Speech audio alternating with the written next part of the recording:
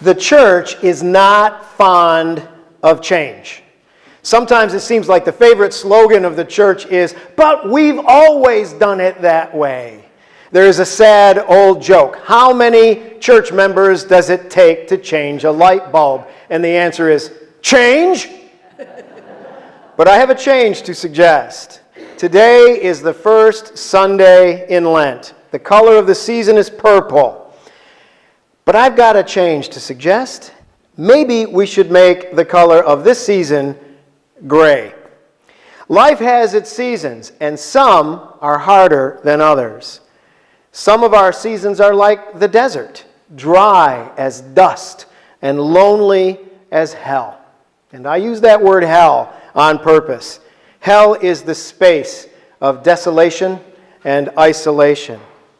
Now in church, every season has its own color. Gold, red, blue, green, and now deep purple. Well, life has its seasons as well. And sometimes the season of life in which I find myself is a gray season. A gray time is when life seems dry as dust and lonely as hell. For many of the people in my parish church, St. Mark's, this is such a season. It's been a hard winter so far, and a good number of my parishioners, many of you, are in the midst of struggles and sorrows and sickness, and I ache for you. Maybe our color should be gray. For some of us right now, life is dry as dust and lonely as hell. Mark's gospel says that Jesus has been there. Jesus has been in the desert where life is dry as dust and lonely as hell. So when we feel like that, we are not crazy and we are not alone. Jesus has been there for us and with us. According to Mark, after the baptism, the Spirit drove Jesus out into the desert. Now that's a strong word, drove.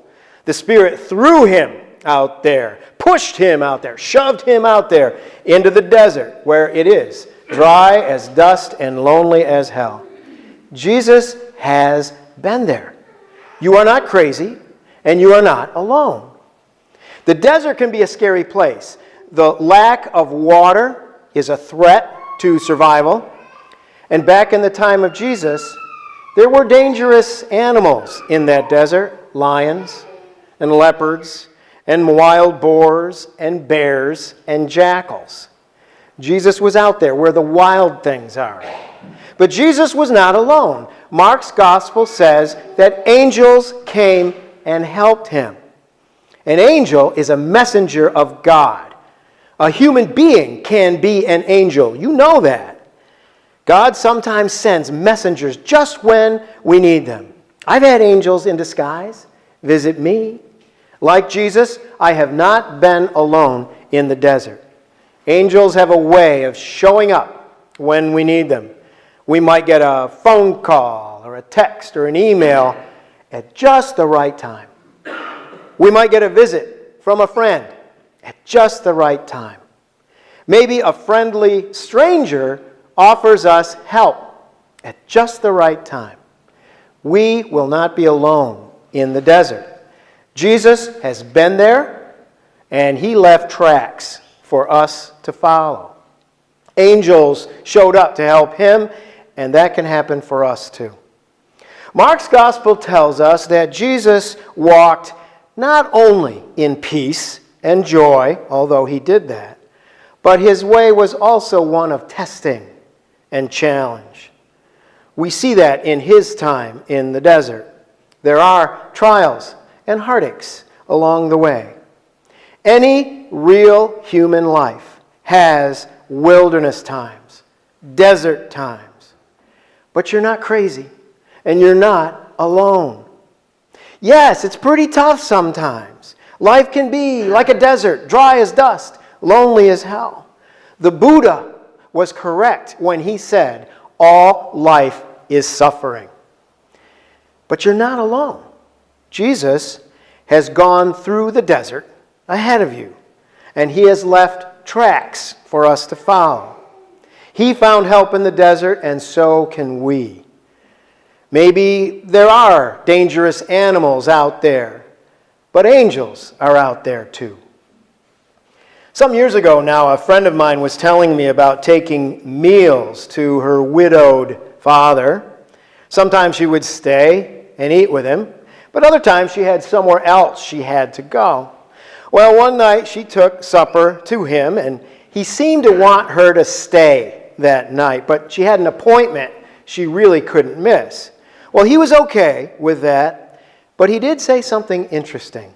He said, eating dinner with someone makes the food taste better. Isn't that the truth? Eating with someone makes the food taste better. Eating alone all the time is not a good thing. This Eucharist of bread and wine we celebrate every Sunday is our weekly family meal. We never eat it alone. So life has its desert seasons, dry as dust, and lonely as hell. Too many of my church members are in the gray time right now. You're not crazy when you realize this. But Jesus has been there, and angels are out there. We're not crazy, and we will never be alone. So, be kind to yourself. You know the great commandment that Jesus underlined, you shall love your neighbor as yourself. That implies you have to care for yourself as you would care for your neighbor. Some of us are kind to others, but forget to be kind to ourselves. Be kind to yourself, especially if you are in a gray season right now. And you can be a friend, an angel, to someone you know who is in the desert right now. Above all, remember this.